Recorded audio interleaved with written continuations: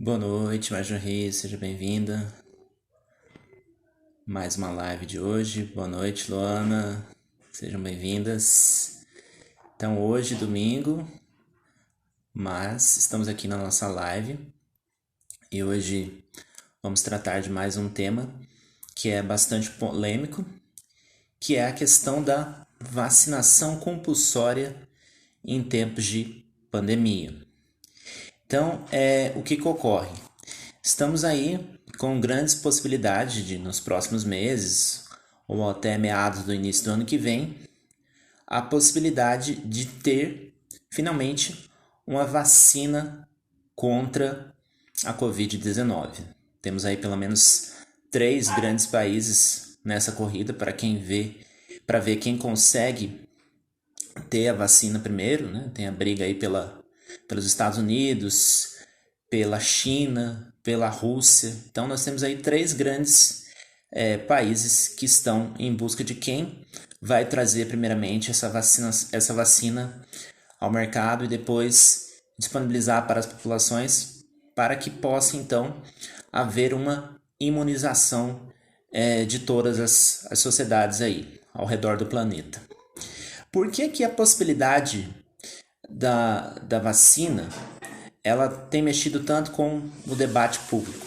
Todos nós sabemos aí que para o enfrentamento da pandemia foram tomadas aí medidas que por muitos foram tratadas como discutíveis. Então surgiu aí primeiramente a ideia do isolamento social, depois o uso das máscaras, o uso do distanciamento, o fechamento do comércio, o fechamento das escolas sem aulas presenciais. Então tudo isso aí tem questionado muito a vida das pessoas, tudo isso teve uma consequência, cada decisão dessa teve uma consequência, houve consequências para a economia, né? Empresas fecharam, pessoas perderam emprego, estão agora precisando viver por causa do auxílio emergencial.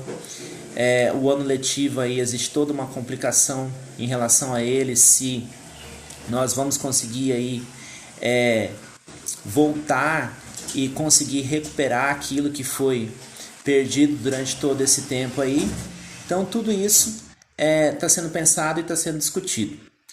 Então, talvez pense-se agora que como medida mais eficaz para tudo isso seria a possibilidade, a existência de finalmente ter uma vacina e as populações poderem então ser todas imunizadas.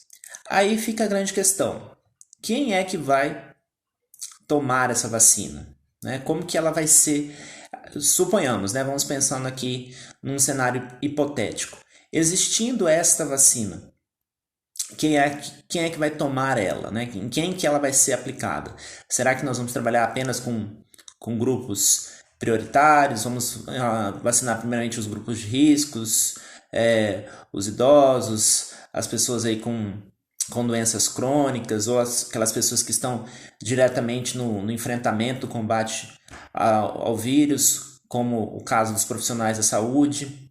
E aí tem as pessoas que vão lidar com o público, pessoas que vão estar no comércio, os próprios professores nas escolas. Então, quem é que vai se vacinar?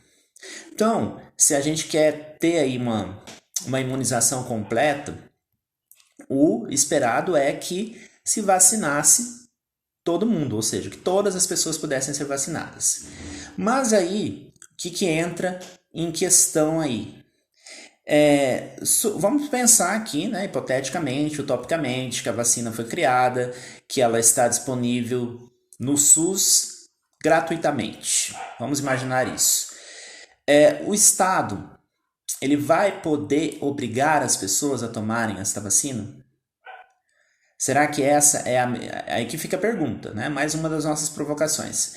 É viável que o Estado obrigue todas as pessoas poderem se vacinar? Será que o Estado, obrigando todas as pessoas a se vacinarem, ele está interferindo diretamente na liberdade da pessoa? Aí entra uma outra questão, uma outra pergunta. Nesse caso, uma pessoa se vacinar ou não, isso aí é de fato uma questão de liberdade, é de fato uma questão de opinião pessoal? Porque o que se discute perante a isso? Nós estamos diante de uma doença que ela é contagiosa. Então, uma vez aquele que tem o vírus e existindo uma vacina para esse vírus, ele vai, essa pessoa que tem o vírus e que não vai, decide não tomar a vacina, o que pode acontecer? Ela pode então contaminar outras pessoas, né? Então, como a Marjorie bem lembrou aí, teve essa frase polêmica aí do presidente que disse que não tem como obrigar as pessoas a tomarem a vacina. Só que aí o que surge, né? Surge uma discussão, né? Porque, por exemplo, no caso do ECA, né, do Estatuto da Criança e do Adolescente, de lá de 1990, né, no que se refere às crianças, né, os pais têm a obrigação de fazer com que seus filhos tomem as vacinas. É uma obrigatoriedade, no caso, na responsabilidade dos pais aí. Só que esses movimentos anti-vacinas, eles não são novos. Isso acontece há muito tempo, né? Na verdade, isso acontece desde que a vacina foi inventada. E aí que eu quero trazer para vocês aí todo um repertório cultural em relação a isso, traçar aí uma pequena linha do tempo em relação a esse tema para a gente poder debater e poder argumentar.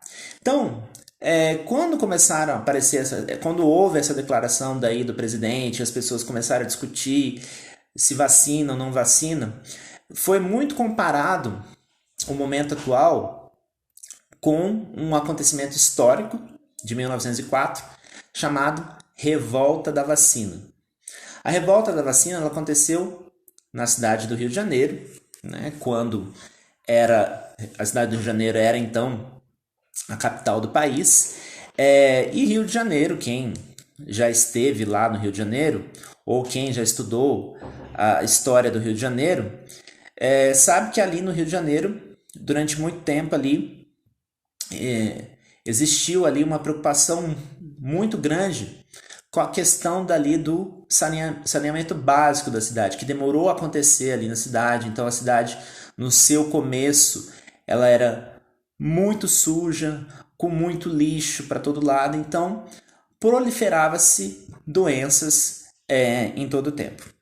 Quando houve então a República, né, quando começou a República, e que houve ali o presidente,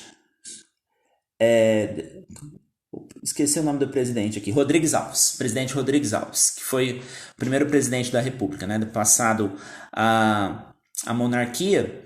Quando ele assumiu a presidência, o que ele quis fazer com a cidade do Rio de Janeiro? Ele quis fazer uma urbanização da cidade e, com isso, também tratar da saúde da cidade, né? Porque a cidade ali já tinha enfrentado ali a peste bubônica, conhecida pejorativamente como peste negra, que era uma doença que vinha por causa dos ratos, da pulga do rato propriamente dito. E ali, então, a cidade era proliferada de ratos. E aí ele chamou o famoso sanitarista Oswaldo Cruz para que cuidasse daquela epidemia ali de peste bubônica na cidade, e começou a haver ali na cidade do Rio de Janeiro uma caça aos ratos. E aí um detalhe interessante nessa história, que nessa caça aos ratos, o governo pagava 300 mil réis para quem capturasse um rato. E o que aconteceu, né? O brasileiro sempre tentando dar uma desperto, começou a haver criadouros de ratos, né? Pessoas que criavam ratos propositalmente para poder receber essa graninha aí. Então, logo essa medida não deu muito certo, mas Oswaldo Cruz foi até a França, né? Nisso já estava aparecendo na cidade uma outra epidemia, a epidemia de varíola. Então, nessa época já havia uma epidemia de varíola, mas já existia então a vacina para ser aplicada. Mas o que acontecia nesse momento, né? As pessoas do Rio de Janeiro, elas não conheciam a vacina, né? Não se tinha conhecimento até então de vacina. Então, era assustador para as pessoas chegar com uma agulha ali, aplicar nela. Então, assim, começou a haver uma revolta em relação a isso. E as vacinas, primeiramente, elas foram aplicadas à força, né? Então, as pessoas os funcionários da saúde entravam à força na casa das pessoas, vacinavam, e tinha um problema também moral para aquela época, né? Porque as mulheres tinham que mostrar o braço, né? Isso numa época em que todo mundo andava coberto, então as mulheres precisavam ali mostrar o braço, e aquilo foi considerado... Boa noite, tia Miriam. Aquilo foi considerado ali um escândalo ali para aquela época. E aí, o que aconteceu? Começou também a surgir na cidade do Rio de Janeiro ali toda uma boataria na época, né? Porque tinha ali a oposição do governo naquela época, e falou que aquela vacina poderia fazer mal, que ia matar as pessoas, né? E tinha um outro detalhe, que a vacina tinha sido retirada da varíola da vaca, então tinha um boato que se a pessoa tomasse aquela vacina ia ficar com feições da vaca. Então teve toda uma revolta, de fato, em relação a essa vacina da varíola, que gerou um protesto muito maior, onde saiu morte, né, tiro, pedrada. Então, assim, é uma revolta que durou vários dias. Tanto é que depois foi revogada essa ideia de obrigatoriedade da vacina, e as pessoas começaram a se vacinar, e depois viram que a vacina de fato fazia efeito, enfim. Mas aí, voltando aqui agora para uma época mais atual. Quando foi lá na década de 90, o que aconteceu?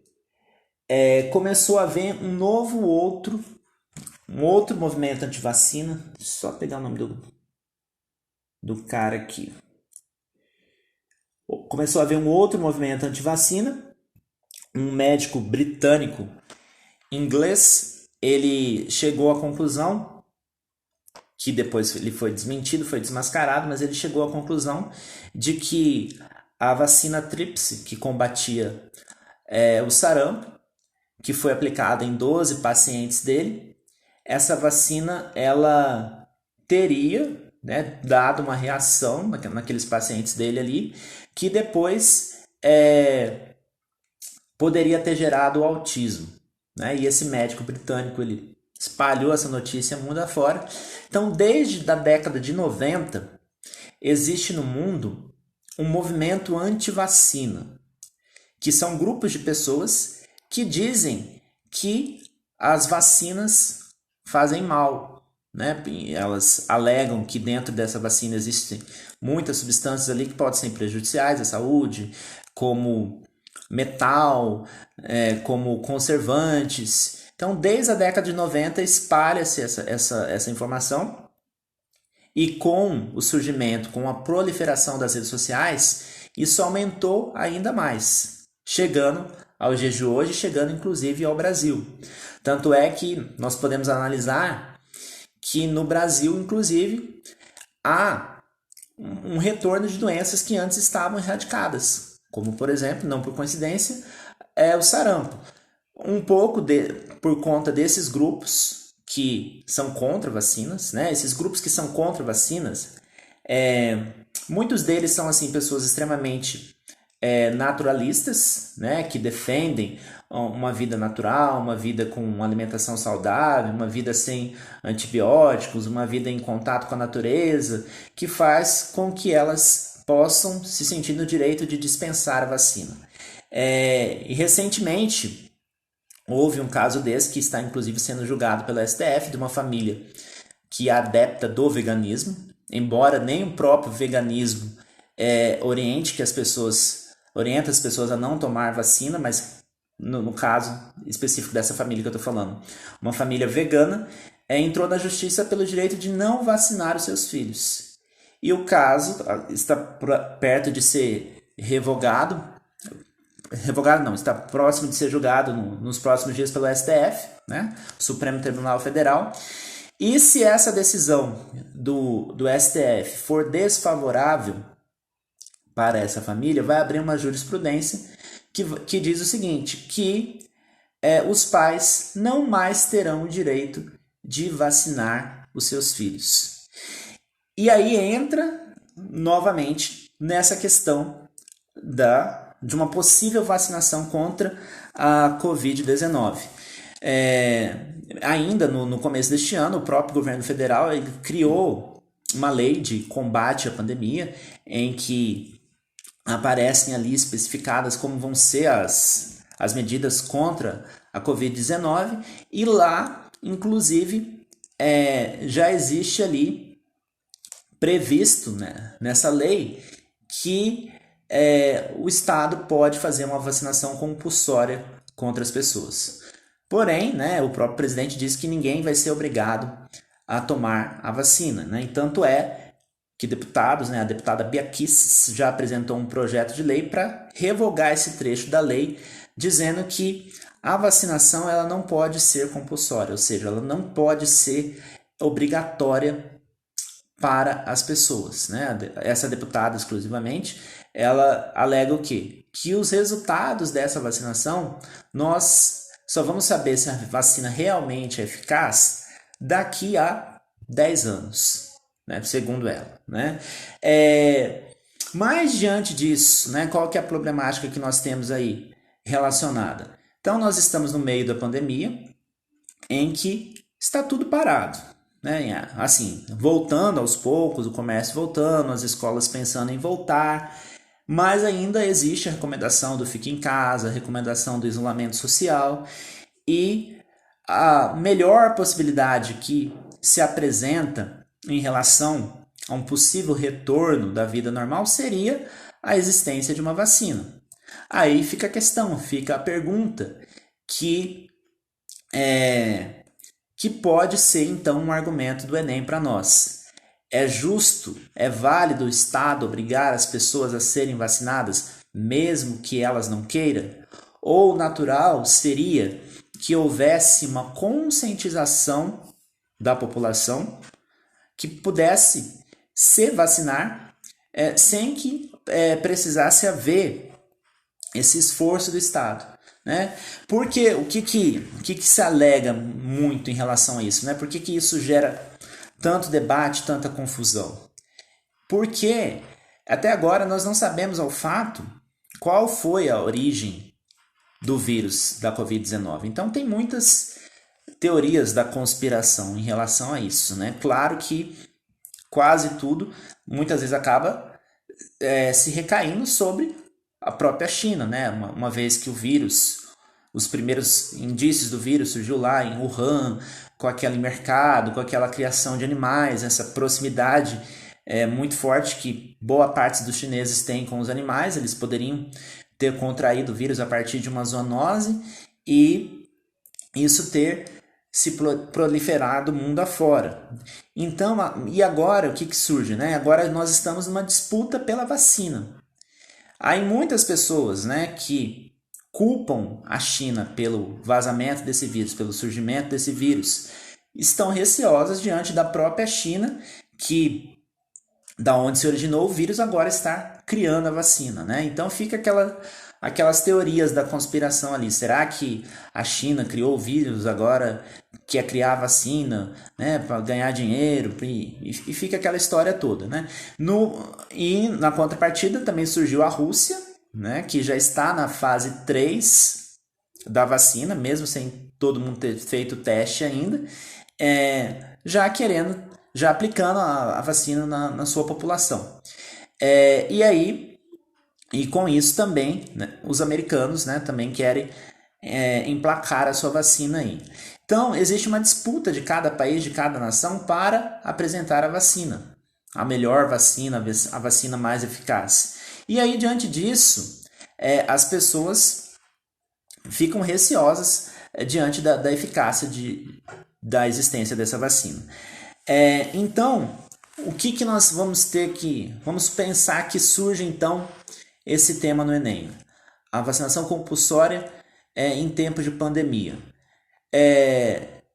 Será que a gente pode pensar uma forma aí dos governos, né? Se nós pensarmos que talvez obrigar a população a se vacinar não seria a melhor atitude? Será que nós podemos pensar numa melhor forma de conscientizar as populações em relação ao uso, à aplicação dessa vacina? Então, tudo isso tem que ser pensado. Então, a gente tem que pensar no que cada governo pode fazer, governo estadual, municipal, o Ministério da Saúde, que é o órgão principal em relação a isso, para que nós possamos entender isso, tá? E entender principalmente que essa questão de indignação, de revolta contra uma vacina, ela não é nova, né? Apresentei aqui pelo menos 2 fatos históricos relacionados a isso: a revolta da vacina no Rio de Janeiro em 1904 e esse caso desse médico britânico inglês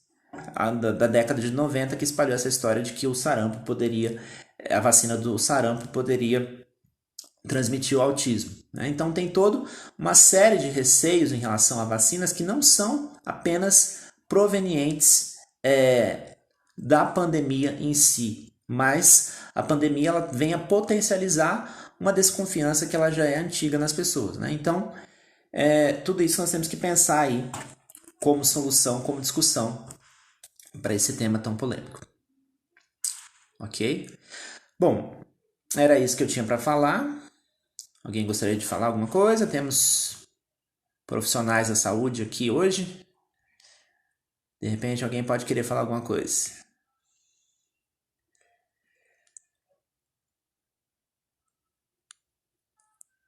Então tá, gente.